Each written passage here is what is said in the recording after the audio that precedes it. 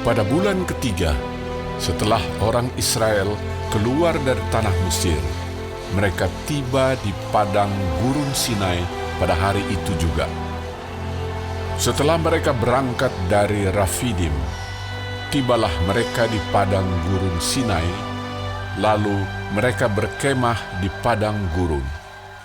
Orang Israel berkemah di sana di depan gunung itu.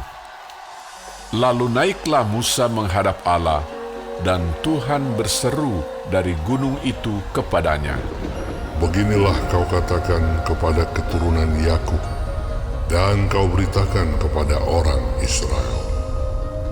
Kamu sendiri telah melihat apa yang kulakukan kepada orang Mesir, dan bagaimana aku telah mendukung kamu di atas sayap Raja Wali, dan membawa kamu kepadaku. Jadi sekarang, jika kamu sungguh-sungguh mendengarkan firman-Ku dan berpegang pada perjanjian-Ku, maka kamu akan menjadi harta kesayangan-Ku sendiri dari antara segala bangsa, sebab Akulah yang mempunyai seluruh bumi. Kamu akan menjadi bagiku kerajaan imam dan bangsa yang kudus. Inilah semuanya firman yang harus kau katakan kepada orang Israel. Lalu datanglah Musa dan memanggil para tua-tua bangsa itu dan membawa ke depan mereka segala firman yang diperintahkan Tuhan kepadanya. Seluruh bangsa itu menjawab bersama-sama, "Segala yang difirmankan Tuhan akan kami lakukan." Lalu Musa pun menyampaikan jawab bangsa itu kepada Tuhan. Berfirmanlah Tuhan kepada Musa, "Sesungguhnya Aku akan datang kepadamu dalam awan yang tebal, dengan maksud supaya dapat didengar oleh bangsa itu apabila aku berbicara dengan engkau, dan juga supaya mereka senantiasa percaya kepadamu." Lalu Musa memberitahukan perkataan bangsa itu kepada Tuhan. Berfirmanlah Tuhan kepada Musa, "Pergilah kepada bangsa itu, suruhlah mereka menguduskan diri pada hari ini dan besok, dan mereka harus mencuci pakaiannya.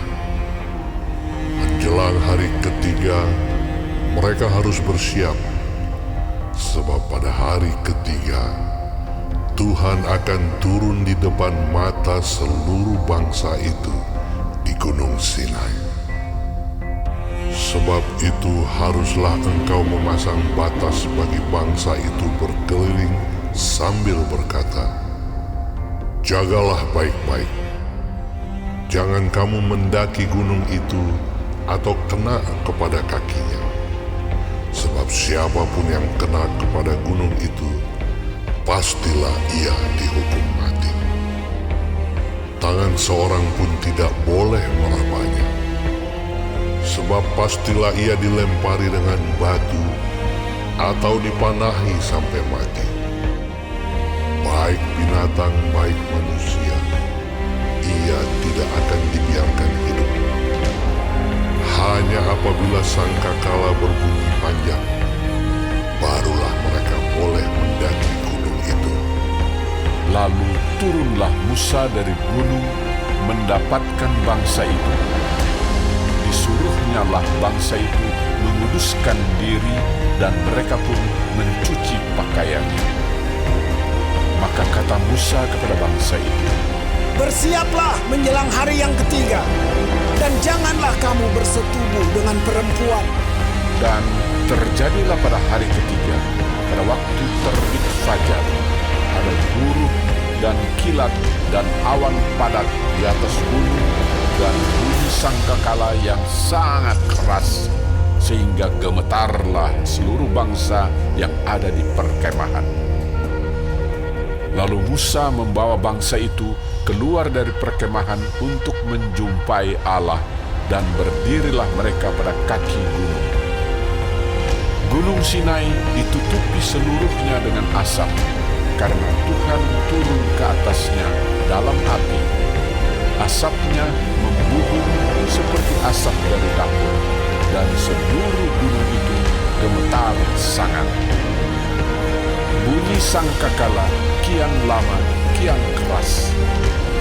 Berbicaralah Musa, lalu Allah menjawabnya dalam buruh. Lalu turunlah Tuhan ke atas gunung Sinai, ke atas puncak gunung itu. Maka Tuhan memanggil Musa ke puncak gunung itu, dan naiklah Musa ke atas. Kemudian Tuhan berfirman kepada Musa, Turunlah, peringatkanlah kepada bangsa itu, supaya mereka jangan menembus mendapatkan Tuhan hendak melihat-lihat. Sebab tentulah banyak dari mereka akan binasa. Juga para imam yang datang mendekat kepada Tuhan haruslah menguduskan dirinya, supaya Tuhan jangan melanda mereka.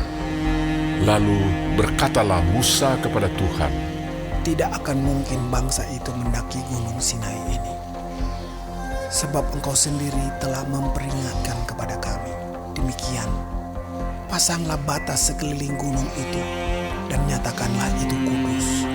Lalu Tuhan berfirman kepadanya, Pergilah, turunlah, kemudian naiklah pula, engkau beserta Harun. Tetapi para imam dan rakyat tidak boleh menembus untuk mendaki menghadap Tuhan, supaya mereka jangan dilandanya. Lalu turunlah Musa mendapatkan bangsa itu dan menyatakan hal itu kepada mereka.